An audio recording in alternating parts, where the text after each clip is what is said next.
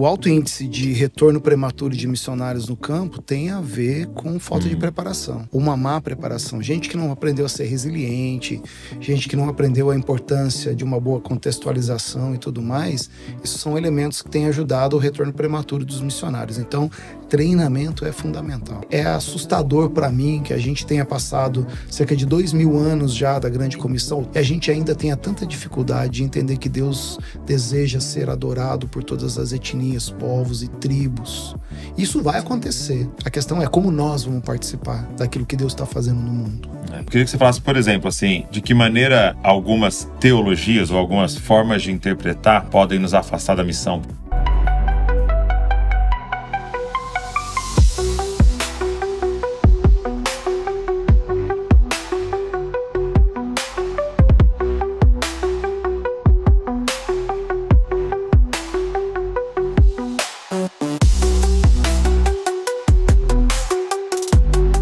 Fala galera, Jesuscope, Douglas Gonçalves por aqui para mais um Jesuscope Podcast. Nós vamos estar hoje aqui sentado nessa mesa abençoada de comunhão que há muito tempo, né, o Senhor tem nos trazido para cá para ter conversas maravilhosas que tem nos inspirado. Às vezes a gente chora, às vezes a gente dá risada, mas sempre o Senhor fala com a gente através das histórias dos filhos e filhas dele espalhados pelo Brasil e pelo mundo.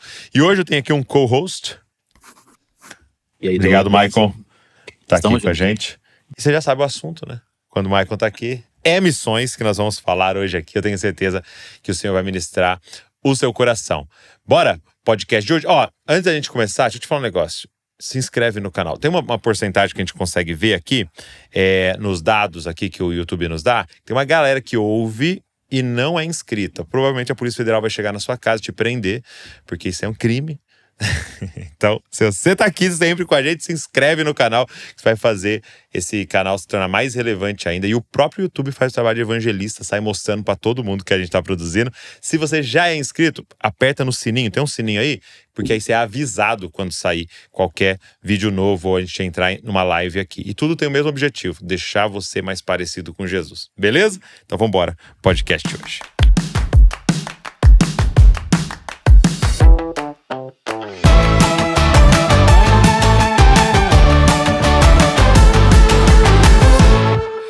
Paulo Fenneman. E aí, Douglas, tudo bem? Obrigado, você tá aqui. Alegria. Que bênção. Paulo veio para dar aula lá na Jesuscope School, né? Tava lá ontem, tava lá hoje de manhã, falando com esses alunos, esses aspirantes aí. Muito bom, maravilhoso. Turminha joia demais. Muito legal, né? Eu amo estar num ambiente que você percebe uma fome, né? Pessoas que querem, né? E gente querendo descobrir a sua vocação, né? Isso é demais, isso é maravilhoso. E poder fazer parte disso é melhor ainda. A gente tá, assim, a partir do momento que a gente começou a Jesuscope School, né, o ano passado, e esse ano com essa segunda turma, já se organizando para a terceira, você que quiser vir o ano que vem, 2026, já está aberta aí para a terceira, eu comecei a ver a importância desse trabalho, da preparação, né? Porque tem que ter missionário lá na ponta, já no campo, servindo, mas se não houver uma preparação bem feita, é uma perda de tempo até lá, né? Você sabe que a gente falou sobre isso, né? O alto índice de retorno prematuro de missionários no campo tem a ver com falta de preparação. Uma má preparação. Gente que não aprendeu a ser resiliente, gente que não aprendeu a importância de uma boa contextualização e tudo mais. Isso são elementos que têm ajudado o retorno prematuro dos missionários. Então, treinamento é fundamental. Muito bom, muito bom. Obrigado por estar aqui, ajudando a gente nesse treinamento. Então, eu até estou com a biografia do Paulo aqui. O Paulo já foi diretor da MIAF e hoje está em uma outra função nessa parte mais internacional, que você estava nos falando aqui, que é a missão para o interior da África. E também está envolvido na presidência da AMTB, né, que é a Associação de Missões Transculturais Brasileiras. É autor do livro Reencontrando o Caminho da Missão, uma reflexão sobre o papel da igreja no avanço da ação missionária. Por que reencontrando o caminho? Nós perdemos? Isso é uma boa pergunta. Eu acho que a gente foi buscando muito atalhos ao longo do caminho. Ok. Eu acho que o caminho é um só, ele sempre foi estabelecido por Jesus, ele é simples, ele é claro, ele é objetivo, mas a gente foi buscando alguns atalhos, ou como o moçambicano gosta de fazer, a gente foi buscando uns corta-mato, né? E isso acabou desviando a gente. Por exemplo? Teologia, A gente tem teologias que eu chamo de teologias anti-missão. Teologias que nos afastam do sentido de doação pelo próximo, de amor pelo próximo, o egoísmo, o etnocentrismo, essas coisas foram nos atrapalhando. E a ideia é a gente pensar e refletir sobre voltar à simplicidade. Jesus chamou a gente para tornar o nome dele conhecido em todos os lugares, de todas as maneiras, em todas as etnias da terra. Ele nos ensinou como fazer isso. Simples, façam discípulos, façam gente parecida com Jesus. É tão simples. Ao mesmo tempo que é complicado. É complicado, né? Porque você tem que entregar a sua vida a isso. Exatamente. Mas o fazer seria simples. Então, e Jesus foi nos dando o caminho, nos ensinando, e ele disse assim, fica tranquilo, porque eu vou estar com vocês. Durante todo esse processo, eu vou estar com vocês. Então o livro, a ideia é fazer uma reflexão a partir do modelo de Jesus, baseado ali em Lucas capítulo 10, o envio dos 70. Legal. Como Jesus trabalha isso. Então Jesus vai chamar nossa atenção para a oração, Jesus vai chamar nossa atenção para o trabalho em equipe, ele envia o pessoal de 2 em 2.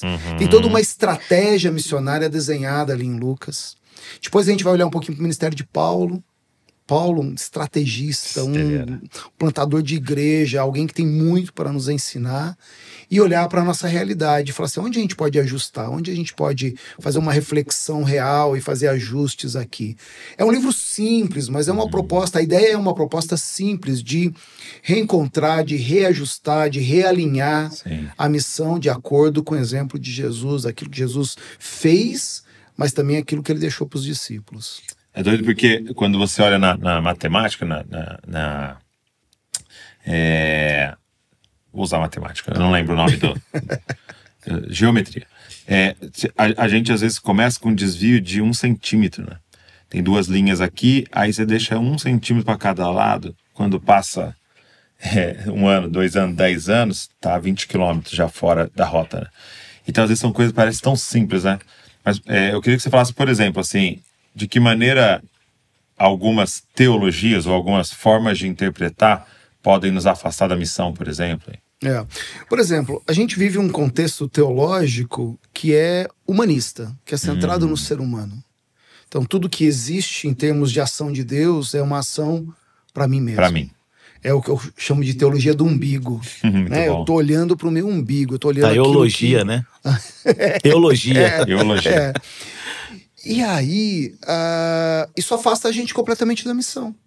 Se a gente vai lá para Gênesis capítulo 12, o chamado de Abraão, é muito simples. Abraão, eu vou te abençoar.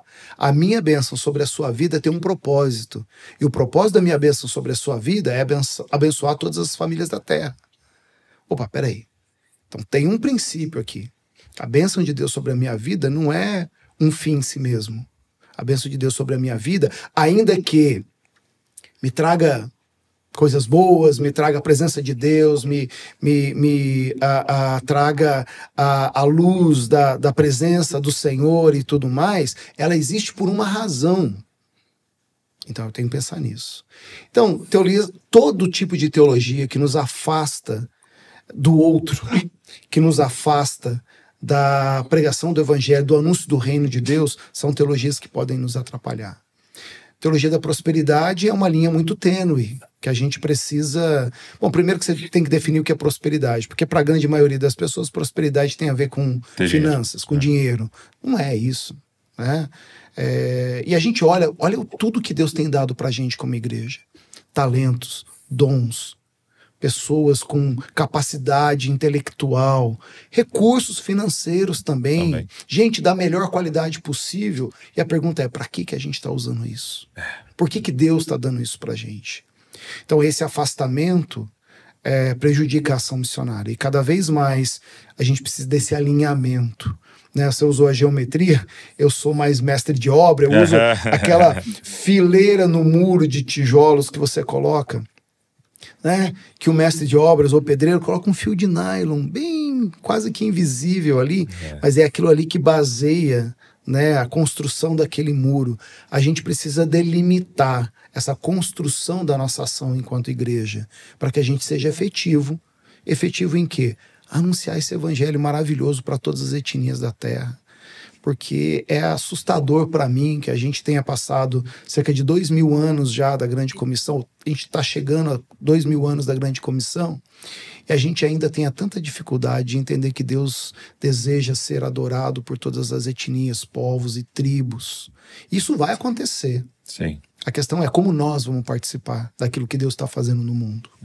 E tem a ver com a questão também, a mensagem pregada. Eu penso muito isso. Por exemplo, a ausência de falar de martírio. A ausência de falar sobre, né, o sofrimento. Então eu vi a aula sua de manhã hoje também, até pegando um gancho nisso, a questão do sofrimento, né? Porque para muita gente a questão de sofrer é sinônimo de você estar em pecado. Sendo que a mensagem de Jesus, ela vem na contramão daquilo que falam hoje, né? É como se pegasse o evangelho e colocasse, é como se fosse uma florzinha numa doma de... Assim, é como se fosse um vidro, né? Uma doma de vidro, um evangelho frágil, sabe? Que não pode ser tocado. Algo muito, né, fofinho.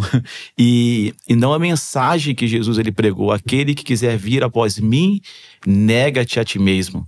Atos capítulo 1, versículo 8, fala sobre sermos testemunhas, né? O martureu, o martus, o Marte. Então eu creio que a ausência de um evangelho, onde fala também sobre isso, acaba deixando frágil. Eu não sei se isso é bom ou não, mas esse não é um problema da igreja atual. Os discípulos com Jesus andando pelo caminho, encontram aquele homem sentado à beira do caminho e falam, e aí Jesus, quem que pecou? Sim. Né? O sofrimento dele é causa do pecado de quem? Jesus falou assim, nem dele, nem dos pais. A situação dele é para que se manifeste a glória de Deus. E essa teologia que a gente conversou hoje lá no Jesus Cop School sobre a teologia do sofrimento, é muito importante a gente entrar nesse assunto e entender esse assunto, porque a gente entende que sofrimento e pregação do evangelho, elas são dois lados da mesma moeda. Por que você tem perseguição? A gente já parou para pensar, por que a gente ainda tem países perseguidos? Aí você tem organizações que medem os índices de perseguição. A perseguição acontece porque o evangelho está crescendo nesses lugares. Então a perseguição é uma coisa ruim? Claro, a gente não está aqui defendendo e não valorizando. Não é apologia isso. Exatamente, mas a verdade é que os índices de perseguições começam a aumentar à medida que o evangelho de Jesus continua sendo pregado e as pessoas começam a se converter. Então você tem lugares e países com alto índice de conversão, e aí você vai ver, são países que têm grandes movimentos de Jesus acontecendo nesses lugares. Porque Jesus vai falar, né? Se vocês viverem o evangelho de verdade, serão perseguidos. Se perseguiram o mestre, vão perseguir os que copiarem esse mestre, né? Então essa não perseguição tem a ver com uma conformidade com o sistema, porque, cara, é totalmente anticultural. É anti o fluxo da maré, entendeu? Então, assim, se você for viver o evangelho num ambiente de trabalho, onde não é uma empresa cristã, vai ser chocante. Se você for ser gerente num banco querendo ser cristão, vai ser chocante. Se você for ser diretor de uma escola querendo ser cristão, vai ser chocante. E vai ser arriscado em alguns momentos você perder seu emprego. Então, se você decidir viver uma vida de acordo com os princípios bíblicos, vai ser chocante. Você vai ser confrontado. Todo o tempo todo. E aí é por isso que... E aí é chocante, né? Felizes os perseguidos por causa da justiça. Alegrem-se, exultem quando perseguirem vocês, insultarem, e mentindo, inventarem todo tipo de mal. Alegrem-se, exultem, pois assim perseguiram os profetas que vieram antes de vocês. Eu acho que a gente não tem, até por conta da liberdade que a gente tem em termos de país e tudo, a gente não tem uma noção clara do que é o sofrimento, a perseguição, quais são os desdobramentos disso na vida de um crente que vive num contexto de extrema perseguição e tudo mais. E hoje eu contei uma história que, sabe aquelas histórias assim que te derruba completamente? Conheci um pastor local do norte da África, ele já foi preso 34 vezes, simplesmente por pregar o evangelho.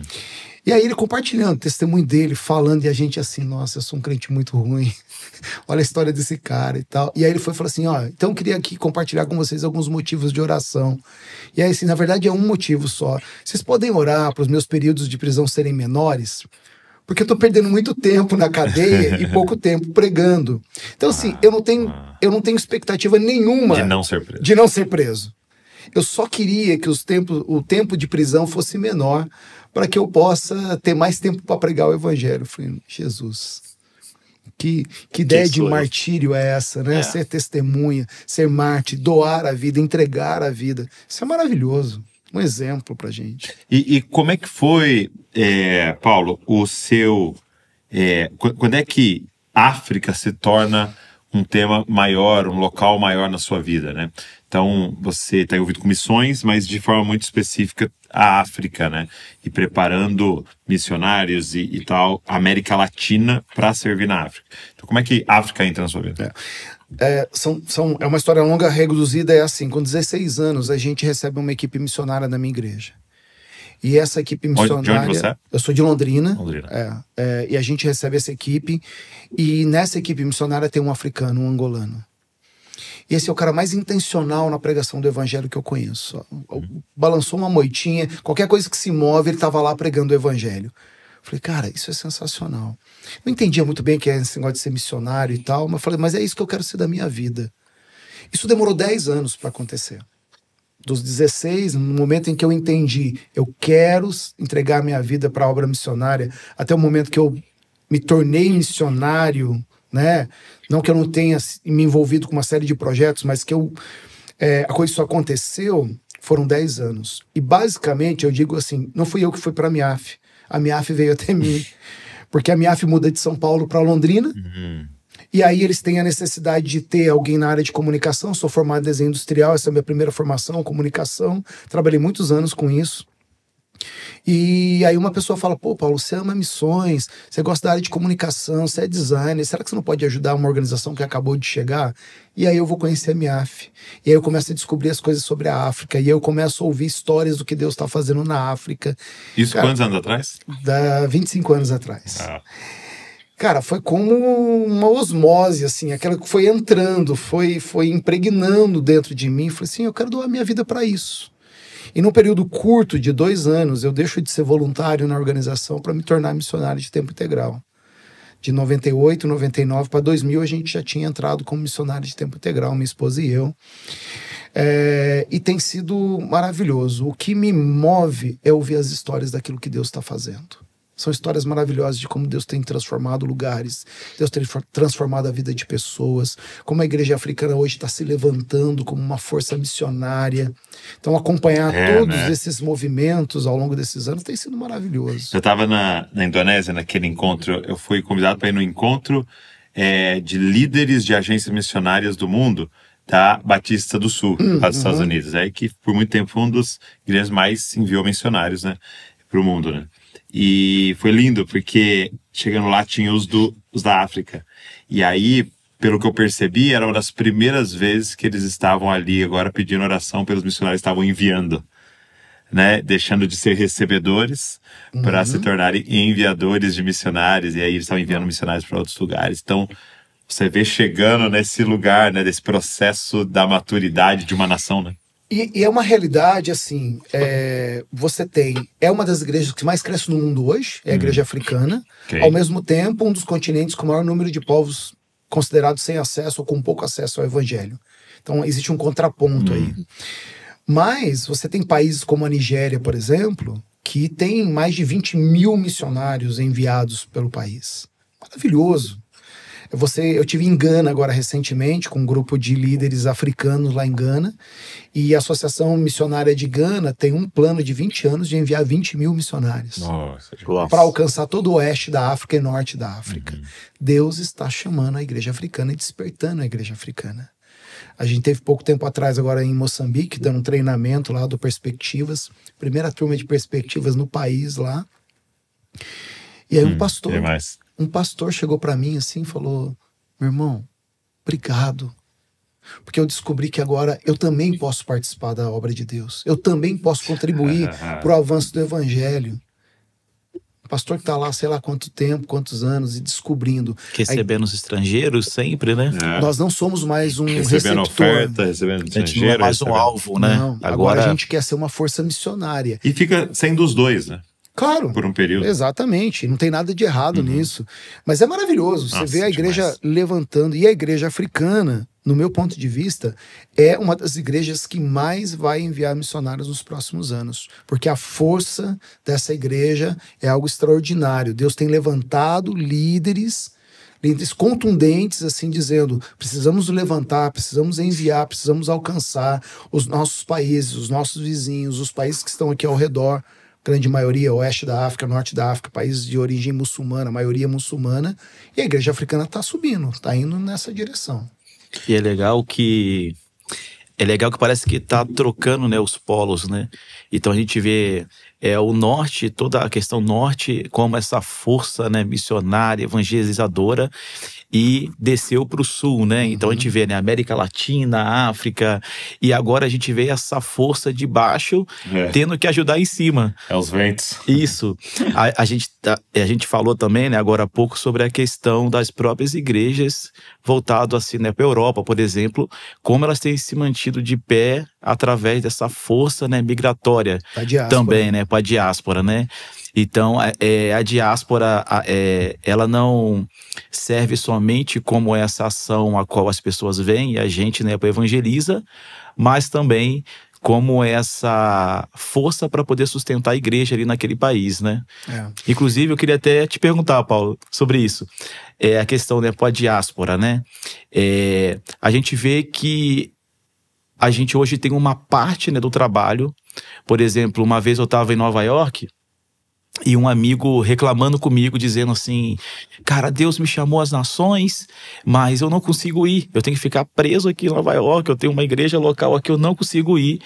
E eu olhei para ele e falei assim: cara, ou um nigeriano ali, ou um japonês aqui. Você tá num lugar que são as nações isso, as nações vêm. Mas eu sei que isso é parcial. Porque, por exemplo, vai ter senegalês que não vai para ali. Ele tá lá numa tribo no interior. Então eu queria assim que você falasse um pouco sobre essa questão, né, a diáspora, que eu creio que é um assunto importante e a África tá fazendo parte disso, né? Então eu queria que você só falasse um pouquinho sobre isso. Desde 2014, quando a gente começou a ter esses movimentos migratórios com muito mais força, afegãos, iraquianos, africanos do norte da África indo para a Europa, desde que a gente começou esses movimentos, a gente viu duas oportunidades, duas realidades bem distintas, mas conectadas entre si. Uma delas é essa: o mundo ficou mais perto de casa. E aí, a missão transcultural não deixou de ser o envio de missionários para lugares distantes e tal, mas ela também passou a ser uma oportunidade para a igreja local.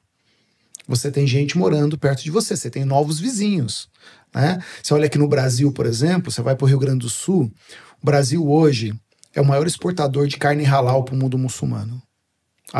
Carne aviária, né? De carne de aves. E para produzir a carne halal, você precisa de mão de obra muçulmana. E a mão de obra muçulmana, em alguns casos, tem sido senegalesa, tem sido egípcia, tem sido bengali. E esses caras estão vindo para cá, trabalhar nas grandes frigoríficos, nas grandes empresas. Então eles estão aí nas cidades. E a gente começou a perceber isso, falar: precisamos de uma estratégia para isso. Então você aproximou missionários, mas também a igreja local, treinando a igreja local para alcançá-los. A igreja para recepcioná-los. Então essa é uma realidade. Você tem isso em toda a Europa, você tem isso nos Estados Unidos, você tem isso no Canadá, movimentos migratórios, movimentos de diáspora, 3 movimentos de diáspora: diáspora laboral, gente que está vindo para trabalhar, diáspora estudantil, estudantes internacionais, e a diáspora refugiada. Esses são os 3 principais grupos que a gente tem. E essa é a oportunidade para alcançar somalis, para alcançar egípcios, para alcançar líbios, para alcançar tantas diferentes povos e culturas perto de nós. Por outro lado, a Europa começa a vivenciar um movimento de revitalização e reavivamento na igreja a partir da diáspora. Você tem a maior igreja evangélica na Inglaterra hoje, liderada por um nigeriano. É mesmo?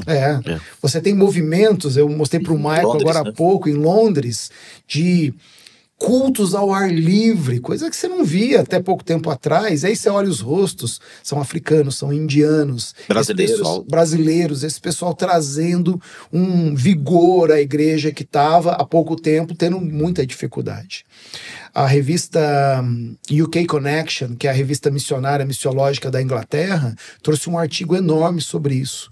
Como a migração tem ajudado a igreja na Inglaterra a crescer. Isso é uma bênção de Deus. Para mim é um movimento divino.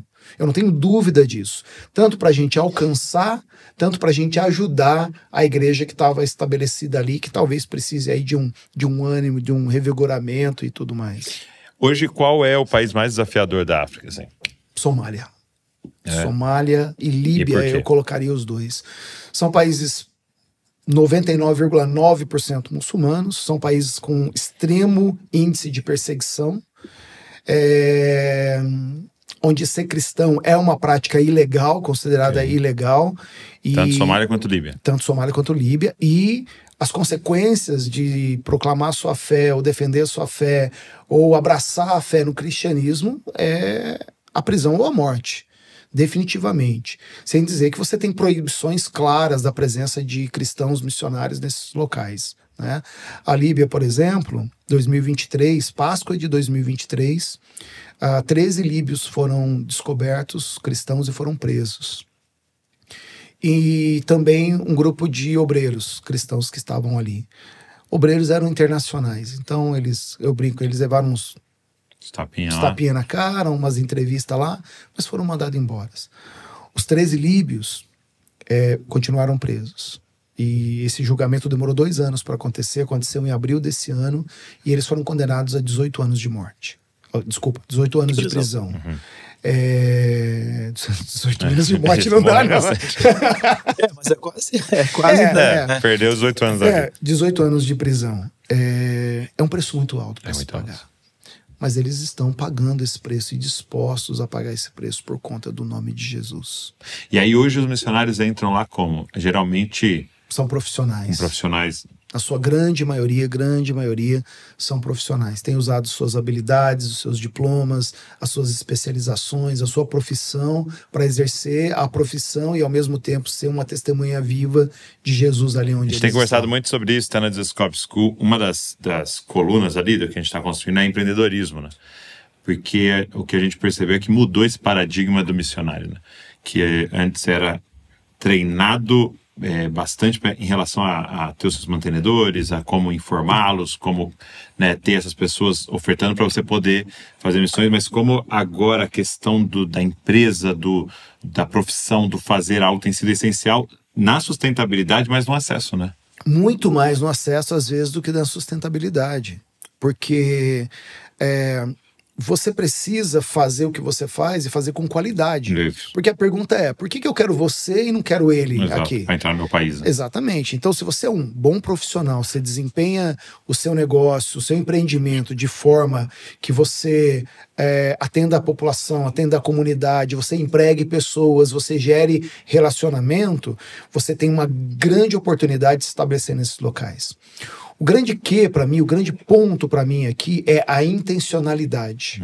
A gente não pode perder a intencionalidade do meu negócio. Então, o meu empreendimento ou a minha profissão... Mas, por exemplo? A intencionalidade da pregação do evangelho. Então, assim, eu sou um profissional que estou aqui e prego o evangelho, ou eu sou alguém que veio para cá usando a minha profissão para pregar o evangelho. Tá. É secundário ou o propósito primário? Exatamente. Essa é a grande questão que a gente precisa treinar. Lá no passado, quando a gente começou a falar sobre negócios e missões, fazedores de tenda e tudo mais, a gente começou a cometer vários erros. A gente mandou missionário que não sabia nada de negócio e gente de negócio que não sabia nada de missões. Entendi. Passados os anos, graças a Deus, a gente tem um alinhamento muito mais pontual, muito mais... treinamentos mais específicos para isso. Então a gente tem mandado pessoas profissionais que têm a capacidade de desenvolver a sua profissão, mas a intencionalidade de pregar o evangelho e igrejas estão sendo plantadas. Muito bom. Eu tenho a história de um rapaz, não vou dizer o nome, obviamente, em nenhum lugar por questões de segurança, que está num país muçulmano, ele é médico. E a oração dele foi sempre assim: Deus, a medicina é uma coisa maluca, você tem plantões 12 horas, e isso e aquilo e tal. Eu tô aqui, mas eu quero ter tempo para pregar o evangelho. E Deus fez uma coisa maravilhosa. O hospital que ele trabalha hoje dá para ele um tempo diário suficiente para ele discipular, para ele ter reunião com os homens da comunidade, para ele realmente criar relacionamentos para pregar o evangelho, e ele tem feito isso. E aí a gente já vê um grupo de discípulos, homens acompanhando, sendo acompanhado, aprendendo sobre Jesus, crescendo na sua fé. Ele é o melhor médico do lugar. Importante. E aí ele tem credibilidade. Porque é outro peso da sua palavra, né? É outro peso. Exatamente. Quando esse doutor medíocre está falando e quando esse doutor é que está falando, né? Outra coisa, ele fala a língua do povo. Que é essa ideia que eu falo da intencionalidade. Se a minha intenção é evangelizar, por exemplo, eu vou aprender a língua deles, a cultura deles, a cosmovisão deles. Eu vou embrenhar na cultura para ser o mais próximo possível, para minha mensagem do evangelho fazer muito sentido para essa pessoa. Então ele investiu no aprendizado de língua. Quando ele abre a boca para falar na língua local, o pessoal para prestar atenção no que ele está falando. Então ele é o melhor médico, ele é o melhor profissional, e aí ele tem credibilidade. Quando ele fala do evangelho, as pessoas param para ouvir. Eu vejo isso muito... Atos capítulo 2, verso 42, quando descreve a igreja ali, que fala essa comunidade que vivia ao redor da igreja, ou a igreja tinha a empatia. As pessoas olhavam para aquela igreja e falavam assim: puxa vida, tem alguma coisa diferente aqui. As pessoas precisam olhar para a gente no campo e ver isso. Assim, não, tem alguma coisa diferente naquele cara, como ele faz o negócio dele, como ele roda a empresa dele, como ele é justo no imposto, nas leis, como ele segue tudo à risca, né? E aí fala assim, tem alguma coisa especial aqui. O profissional, que não necessariamente é um empreendedor, mas está lá como um profissional, é a mesma coisa. A gente tem até o trocadilho, né? A gente precisa de tent makers, não tent fakers. Que o cara que usa... Os fazedores de tenda não... Faz tenda falsificada. Exatamente. É só uma portinha aberta. Não pode ser. Não pode ser. Negócios no campo, tem que pregar, né? Precisa dar lucro. Exato. Precisa dar lucro. Precisa ter qualidade nos produtos, se for alguma coisa do produto. Exatamente. É para permanecer, né? Exatamente, a longo prazo. Uma coisa que a gente tem meditado aqui, eu tive a oportunidade de ir no Japão, né? E é interessante porque quando você pensa em Estados Unidos e pensa em Europa, de alguma maneira está bem próximo da gente. A gente foi muito influenciado por eles, né? Então, por exemplo, quando eu pisei em Portugal, quando você pisa numa Itália, numa Espanha, principalmente ali, você se vê muito, você vê uma galera e fala, nossa, parece meu avô. Você sente em casa. Você sente em casa. A arquitetura, a própria comida, você vê que tem uma influência e tal. Os Estados Unidos a gente copiou muito deles e tal. Quando você vai... Eu penso que a África, eu não estive na África, mas eu penso que seja a mesma realidade da Ásia. Sim, você chega num lugar e fala, opa, é bem diferente de mim isso aqui. Isso aqui é a cultura, a forma que eles fazem, o que eles pensam, a própria língua. E ainda chega na Ásia até com alfabetos diferentes, tá? O muçulmano com alfabeto diferente. No árabe, né? E o que eu achei interessante, que eu conversando com os japoneses, eles falavam o seguinte, quando você vai pregar o evangelho, eles têm a impressão que eles estão aceitando o Deus do Ocidente. Então eu chego lá e falo, quero pregar para você. Vários vão rejeitar e falam assim, não, eu não quero o Deus americano. Eu estou traindo o Japão se eu aceitar esse Deus, né? Ou até às vezes tem um interesse, porque ele gosta de cultura americana, deixa eu conhecer esse Deus do Ocidente, esse Deus europeu, esse Deus americano. E aí eu estava conversando até com um irmão nosso que está lá, e eu falei para ele, cara, nós precisamos orar e pensar, como é que você prega dizendo Deus é japonês? O Deus é o Deus do Japão. Ele não é o Deus do Brasil, nem é o Deus dos Estados Unidos, ele é o Deus do Japão. E também é o Deus dos Estados Unidos, e também é o Deus do Brasil. Né? E aí eu só vejo um caminho assim, né? Que é o próprio nativo, né? De como é que tem sido esse trabalho, porque já são muitos anos de África, né? Do acesso do missionário, que é o de fora chegando, e muitas vezes branco, entendeu? E esse trabalho da ativação do nativo, que agora é ele que prega, é ele que faz. Né? O processo do estrangeiro no campo, ele definitivamente toma mais tempo. Mas ele precisa pensar no ministério encarnacional. Aquele que eu falei, mergulha na cultura, no conhecimento, para apresentar uma mensagem. Na cultura, né? Apresentar o evangelho de modo que seja compreensível. Agora, sem dúvida, o nativo, aquele que está vivendo ali, mesmo proximidade, ele tem às vezes mais facilidade. Porque em alguns contextos tribais, por exemplo, no caso da África, você vai ter conflitos, né? O Maasai não se dá bem com o Gabra não se dá bem com o Borana lá no Quênia. E aí o Gabra missionário não pode pregar o evangelho pro Borana, porque tem ali... Então ali ele ouviria mais um estrangeiro do que... Às vezes sim. Né? Às vezes sim. Para mim, estrangeiro ou nacional, querendo pregar o evangelho num contexto, se é local, muito mais fácil. Mas se é transcultural, mesmo do outro lado da esquina, você precisa ter esse movimento de aproximação da cultura, de compreensão da cultura, de aprendizado da língua. Jesus tem que fazer sentido dentro da cultura, dentro da cosmovisão daquela pessoa, daquela comunidade. A ideia de que, Jesus fala também a minha língua. Por que eu tenho falado para missionários transculturais que querem servir em contextos culturais e linguísticos diferentes? Aprendam a língua. Façam do seu primeiro ano um aprendizado de língua e cultura. Porque quando você for falar do evangelho naquele contexto, naquela língua, vai fazer muito mais sentido para eles. Sim. Eu tenho uma experiência pessoal.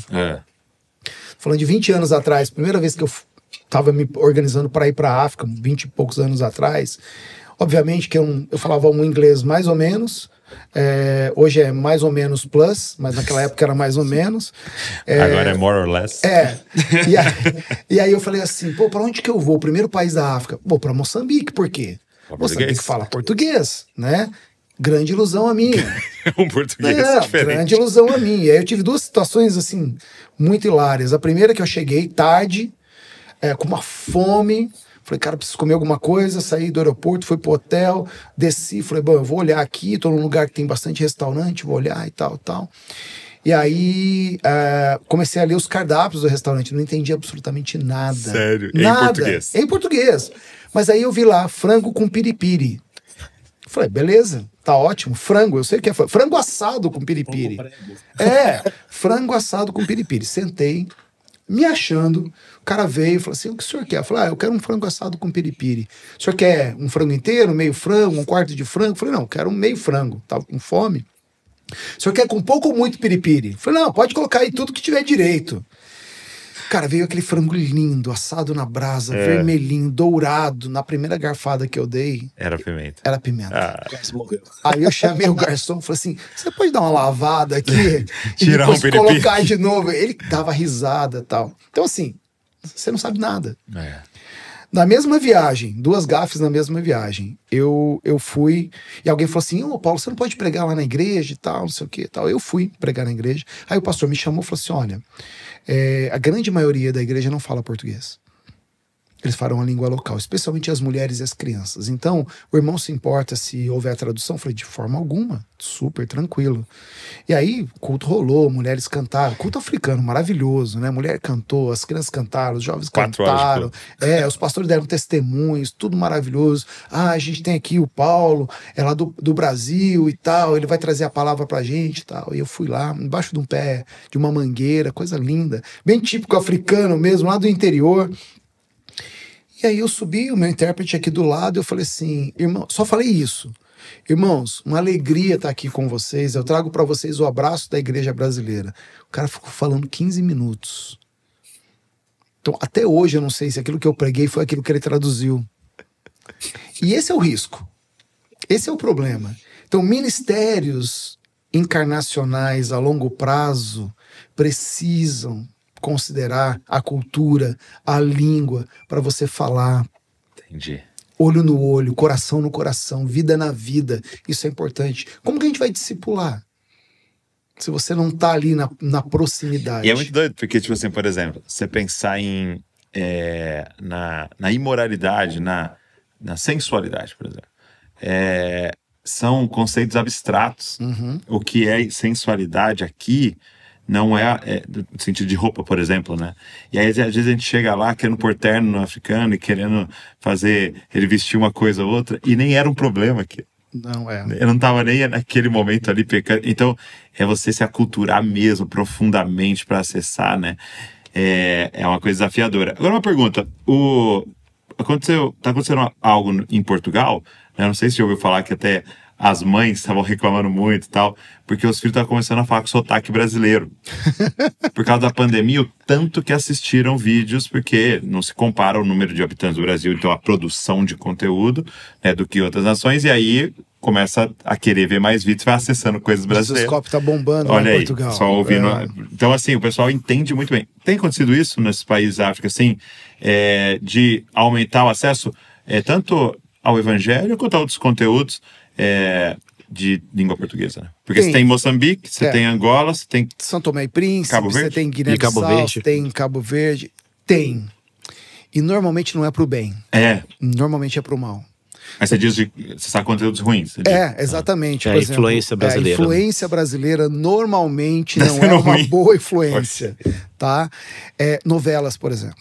Cara, toda TV angolana, moçambicana passa as novelas Angola brasileiras. É o ápice. Cara, e é assustador. Eu já estive em Moçambique, numa cidade lá, que, sabe esses caras que vendem na rua, assim, que ficam falando no meio da rua e tal. O cara falou assim, olha, já temos aqui os biquínis do Brasil e as roupas do funk do Brasil, já pode comprar aqui e tal. Eu falei, cara, a gente tá exportando coisa ruim, né? Eu tô dizendo porque na live de manhã, eu faço uma live de 7h15, cara, direto, bastante africano. Entrando e falando e tal. Agora, de novo, tem coisa boa acontecendo. Sim. Tem gente consumindo. Eu acho que depois da pandemia isso aumentou muito. Sim. As pessoas estão tendo mais acesso. E no caso da África, por exemplo, a África é super mega power conectada. Também? É muito conectada. Os números dizem mais ou menos que são entre 1.8 a 2.2, se é possível, celular por pessoa. É doido, né? Igual no Brasil tem mais celular do que gente. Exatamente, né? Acesso. E aí a gente precisa entrar nesses meios, aproveitar isso daí. Tem uma veia missionária aí para ser trabalhada. Você sabe, a gente tem um projeto voltado para o norte da África. E o norte-africano gosta muito de Facebook. Eles são old school, né? Eles ainda estão no Facebook e tal. E o nosso grande dilema é, você está pregando o evangelho, ok, mas quem realmente está ali para escutar o evangelho, com realmente interesse real? Essa era uma lacuna. Então assim, você pregava para um monte de gente, mas você tinha uma lacuna. E a ideia então, para quem a gente deve pregar? E a gente tem um missionário nosso que serviu no norte da África há muitos anos, voltou. E aí Deus deu uma visão para ele, falou assim, vou criar uma plataforma digital onde eu vou conectar as pessoas com conteúdo cristão. E aí nós vamos fazer essa ponte. E aí ele coloca lá, Jesus realmente é o Filho de Deus, em árabe. E dar impulsionamento no Google, dar impulsionamento no Facebook, e as pessoas vão clicando ali. E aí você tem inteligência artificial, um chatbot, que vai funilando, até que você chega um momento de conversação que ele fala assim, você tem interesse em conhecer um cristão local? Eu tenho. E aí a gente conecta ele com um cristão local. Que legal. Então, a facilidade que a gente tem hoje de conexão é muito maior. A facilidade de acompanhar um projeto hoje é muito maior. A tecnologia está aí para ajudar a gente. A gente tem que aproveitar com o missionário isso. No campo, né? Você pode diariamente falar. Eu sou da época que eu conheci missionário, que o cara ficava doente no campo, ele mandava uma carta. Aí demorava 2 meses para chegar a carta aqui. Morreu. Ou eu já tava curado, já não tinha mais problema. Ou o missionário falava assim, manda umas revistas Veja pra cá. Saber o que tá acontecendo. A revista chegava de 6 meses depois, mas ele queria ler a notícia, né? Sim.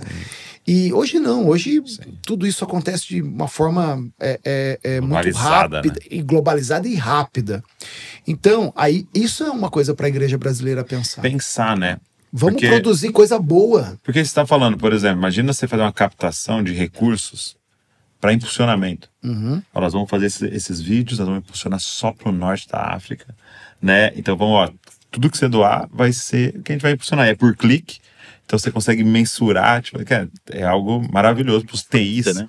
Os TIs aí, os criativos aí que tem essa veia missionária, entender que tem muito mais para ser feito. Né? Essa plataforma que eu tô falando, que a gente trabalha com árabes do norte da África, por ano alcança cerca de 3, 4 milhões de pessoas. É isso. Uau. E deixa eu até te pedir um conselho sobre isso. Eu acho que quase toda semana entra em contato comigo um africano, dizendo que tem um projeto missionário. Só como que tá longe, a gente não consegue ver, e é sempre pedindo, né, recursos em prol da missão e tudo, mas você, assim, não tem ninguém perto que você fala assim, cara, vai lá e vê esse projeto, né? Qual é o conselho que você poderia dar para alguém que quer ajudar a África, por exemplo? Cara, eu não sou a melhor pessoa pra falar nisso. Eu sou bastante radical com esse ponto. Cara, se você não conhece, se você não tem condições de acompanhar, se você não vê em loco, eu sou da opinião, não ajude. Não ajude. E aqui não quero fazer pré-julgamento, mas eu acho que a gente... É boa mordomia, né? Exatamente. É praticar a boa mordomia. É praticar o uso do dinheiro de Deus da maneira correta, né? Então, de repente, procura um missionário que está lá perto, que possa ajudar a fazer essa conexão.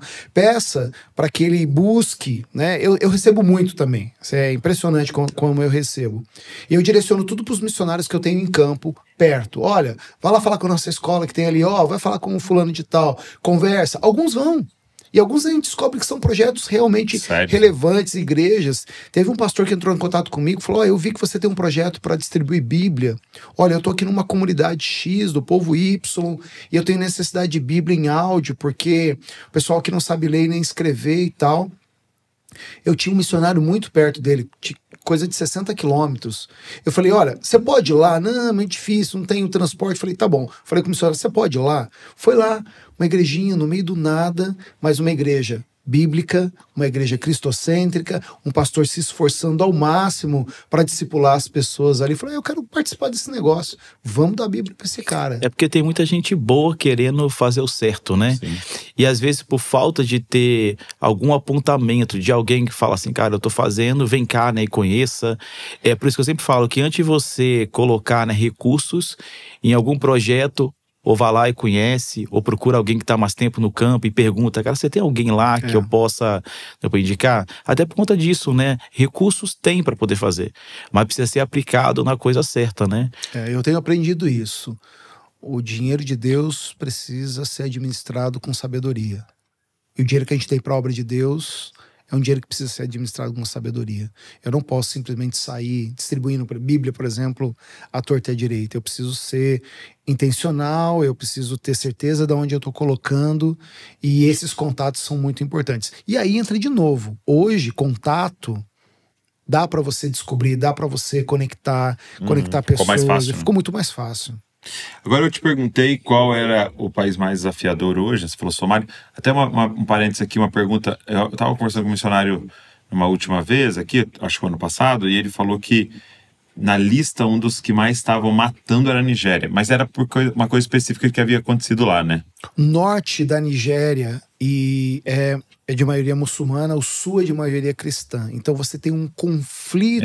Porque eles invadiram umas vilas lá e mataram uma galera, né? O conflito é muito grande. E não é só na Nigéria. Boa parte do oeste da África ali. Hoje nós temos conflito no Níger, conflitos no Mali, Burkina Faso. São lugares de muita tensão. Tá. Sabe como você explica isso? Vamos voltar lá na história. Todo mundo já ouviu falar de David Livingstone, grande pesquisador missionário. O Livingstone escreve nos seus relatos, ele diz assim, olha só, precisamos fazer alguma coisa para coibir o avanço do islamismo do norte para o sul da África. E é assustador, porque se a gente lê as escrituras, a gente vai perceber que o evangelho era muito presente no norte da África. Né? Atos capítulo 13, na igreja de Antioquia, havia profetas e mestres. Simeão, chamado Níger, país da África. Lúcio de Cirene, país da África. Mas por alguma razão, aliás, por várias razões, o islamismo acaba dominando o norte da África. O Livingstone escreve o seu relatório dizendo, precisamos criar um cinturão para coibir o avanço do norte para o sul. Se você olhar um mapa religioso da África hoje, nós temos um cinturão. Uau. Que é o Sahel. Sim. Que é onde está a Nigéria, que é onde está a Burkina, que está onde está o Chad, está o Sudão. Muitos desses países são países que estão no meio da maioria cristã e da maioria muçulmana. Dividida no meio. Exatamente. Tá. Por isso que você tem tantos conflitos ali. Entendi. Grupos radicais muito grandes que operam nessas regiões e tudo mais. Aí eu te perguntei quais eram mais desafiadores e qual hoje é a igreja que você acredita que mais avançou e eu diria assim, tá mais madura assim na África. Qual é a nação, assim? Nigéria. É o país que mais envia missionário. É maravilhoso. Doideira, né? Nigéria. Ironias de Deus. Paradoxo. Quênia, Tanzânia, Uganda, são países de despontamento missionário, que a igreja está crescendo muito e estão começando a enviar os seus próprios missionários. Etiópia é um país que está começando um movimento, na verdade já tem um movimento missionário muito forte em andamento, e tem vários, e está pipocando. Essa reunião que eu tive em Gana com líderes, tinham lá 8 líderes de movimentos missionários e outros líderes que foram para lá para aprender com esses líderes porque querem começar movimentos missionários nos seus países. Queremos enviar. Então, é um movimento muito crescente. Eu acho que os olhos da igreja no mundo precisam se voltar para o que Deus está fazendo na África, porque é algo extraordinário. E eu acho que a gente vai ver muitos frutos, bons frutos, e a beleza disso é que a gente vai poder trabalhar junto, porque Deus nos chamou para uma igreja global, uma igreja unida. Então eu tenho a impressão que isso vai conduzir o nosso futuro nos próximos anos. Movimentos como o Michael falou, América Latina, África e Ásia, que são as igrejas que mais crescem no mundo hoje, vão começar a assumir um papel cada vez mais importante na evangelização do mundo. Muito bom. E acho que minha última pergunta seria: uma galera vai expressar esse chamado de Deus em relação à África, né? Isso é uma coisa que foi muito grande um dia no Brasil, né? Até porque se divulgou bastante o que estava acontecendo na África. E o que você diria para alguém, um jovem que tem esse coração pela África, na verdade, né, a missão transcultural, o que ele precisa fazer, por onde ele precisa começar isso aí? Os passos são muito simples. Primeiro, vai conversar com o seu pastor. Tá. Eu acho que a gente precisa, e talvez a gente vai ficar escandalizado com o que eu vou falar, mas a gente precisa devolver o protagonismo da ação missionária para a igreja local. Exatamente. O chamado missionário é um chamado para a igreja. As organizações existem para ajudar a igreja no seu cumprimento do seu chamado. Então vai conversar com o seu pastor. Vai compartilhar com ele. Mas meu pastor não quer saber. Vai lá, ora por ele. Fala 2, investe, 3, 4. Dá um livro para ele, fala. Mas vai para a igreja. Manda esse podcast. Exatamente. Mas vai lá falar com ele. Depois, vai se preparar. Deus tem nos dado escolas missionárias, centros de formação missionários no Brasil muito bons. Vai se preparar missiologicamente, teologicamente. Depois comece a procurar organização. Organizações que vão se adequar à sua realidade, aonde Deus está direcionando, aonde Deus está te enviando. Eu quero ir para o lugar X, ok. Quem são as organizações que trabalham lá? Qual a história dessas organizações? Qual é a filosofia de ministério dessas organizações? O que mais eu preciso fazer? A gente falou do perfil missionário. O perfil missionário está mudando. Norte da África, você precisa ter uma outra formação, né? O missionário de carteirinha só não vai resolver. Nem entra. Não entra, não tem visto missionário. Então, procura as organizações mais especialistas, mais pontuais, trabalhando nesses locais. Garanta que essas organizações tenham as ferramentas fundamentais para te ajudar a não te enviar, mas para que você seja frutífero no campo missionário. Como ela lida com os projetos, como ela lida com os movimentos de plantação de igreja, como ela lida com o cuidado missionário, ela vai proporcionar a estrutura que você precisa para lugares de difícil acesso. Nós estamos falando dos piores lugares hoje. Os lugares mais fáceis para pregar o evangelho a gente conseguiu fazer. Os lugares que nos faltam são os lugares com mais dificuldade. Então, o que tem? Toda essa equação resolvida, então aí é hora de servir, é hora de ir. Mas acima de tudo, vá para o campo com um coração de aprendiz. Não vá para o campo achando a sua solução do mundo, vou resolver o problema do mundo. Seu Salvador chegou. Esse lugar nunca mais será o mesmo. Vá com o coração de aprendiz. A gente tem muito para aprender. Muito para aprender com o povo, com a cultura, com a língua, com a história das pessoas. E na grande maioria dos lugares, tem um pesquisador missionário que ele diz que, na verdade, a igreja hoje já está presente em todos os países do mundo. Às vezes ela é ínfima, considerando o tamanho, a população e tudo, mas ela está lá. Se acerque dessas pessoas. Se acerque da igreja local.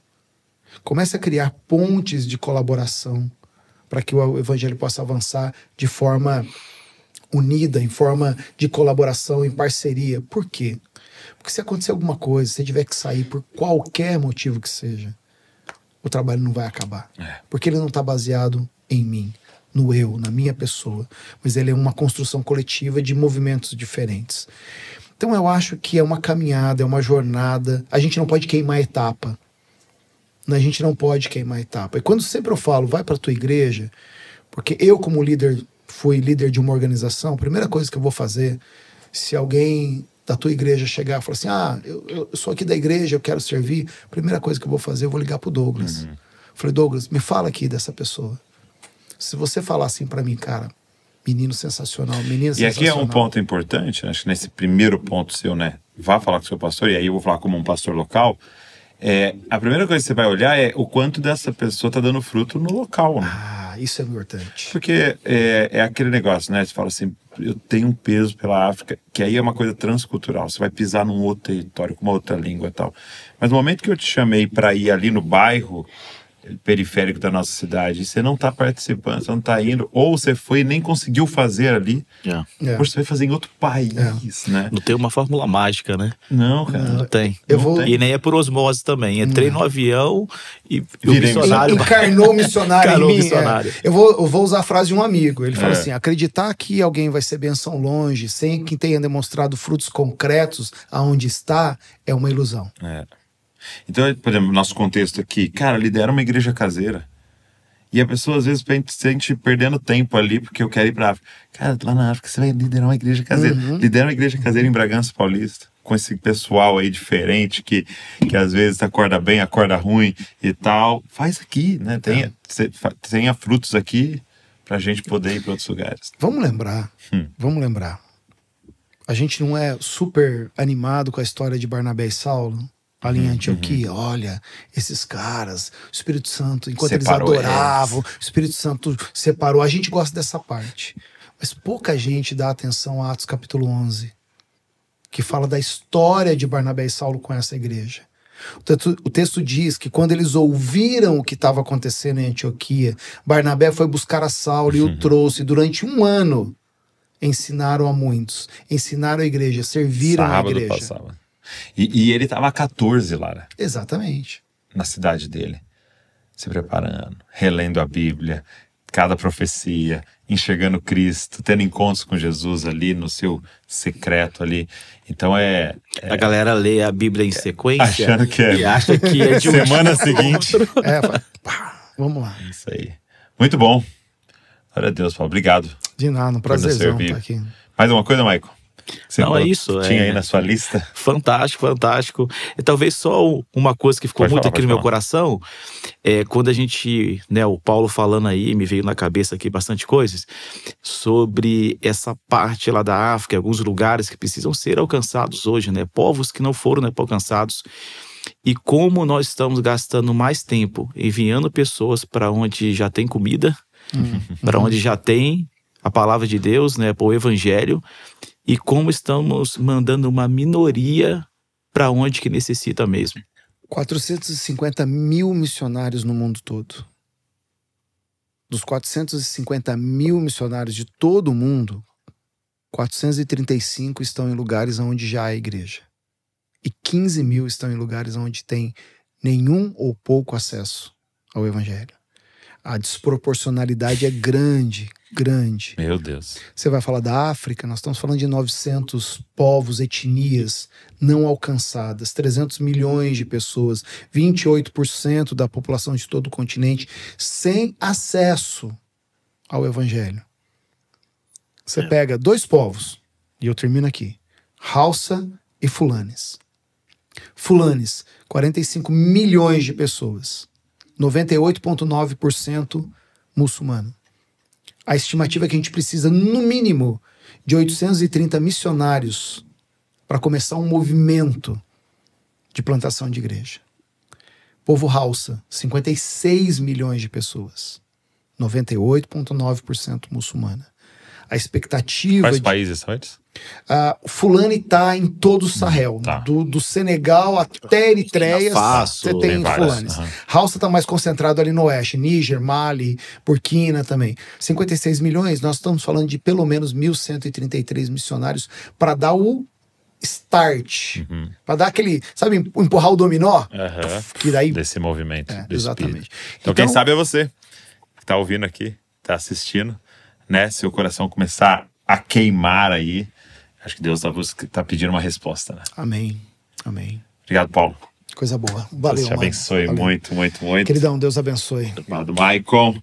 Obrigado você que ficou aqui ouvindo, assistindo. Você que foi tocado pelo Senhor. Eu queria te fazer um pedido. Pega esse link e sai mandando para todo mundo. É uma das coisas que a gente pode fazer na nossa generosidade. Não parar em nós esse tipo de mensagem. Fazer mais pessoas terem acesso. Pega uns grupos do WhatsApp aí, manda esse link para mais pessoas terem acesso. E de novo, se o Senhor está te chamando, se tem algo queimando o seu coração, embarca nessa jornada, nesses passos de preparação para quando for o tempo o Senhor te enviar e a gente continuar a grande comissão, obedecendo ao Senhor. Deus abençoe você e não se esqueça, você é uma cópia de Jesus. Valeu.